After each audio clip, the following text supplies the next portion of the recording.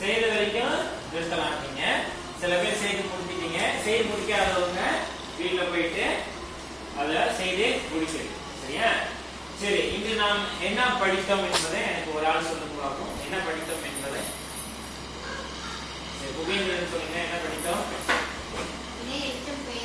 வினையெச்சம் பெயரெச்சம் படித்தோம். சரி, எனக்கு சில எடுத்துக்காட்டுகள் சொல்லுங்க. வினையெச்சம் வந்து யாராவது நன்று பாருங்க. படித்த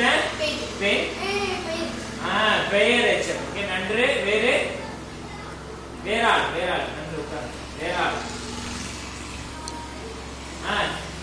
சொல்லுங்க.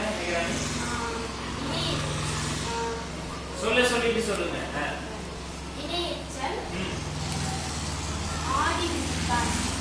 ஆடி முடித்தானா? ஓகே, நன்று. லோகேஸ்வரன், நீங்க சொல்லுங்க.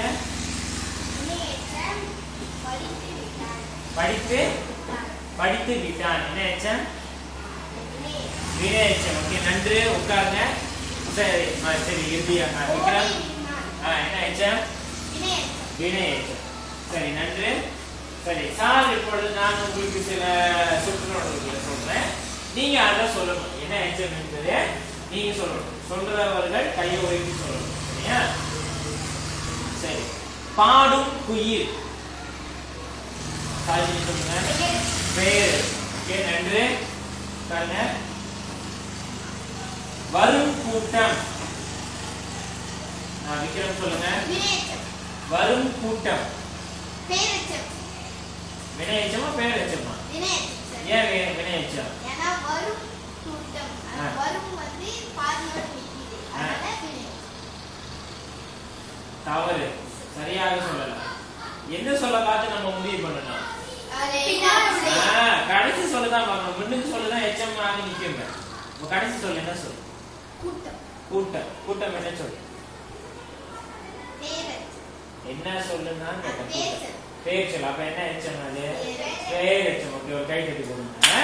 அப்ப நம்ம நீங்க கவனிக்கணும். இறுதியில என்ன சொல்லிருந்ததுன்னா பார்க்கணும். சரியா? செய்யும் தொழில்.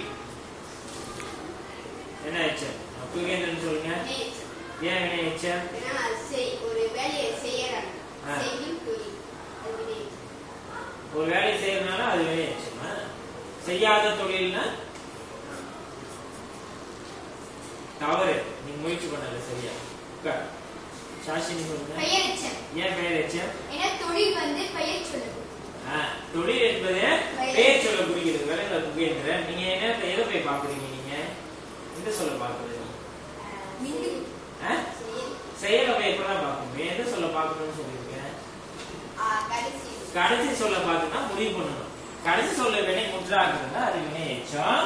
கடைசி சொல் பெயர் சொல்லாக இருந்தாலே பெயர் எச்சம். சரி, உட்கார். சரியா? சரி, இன்றைய பாடத்தை நாம்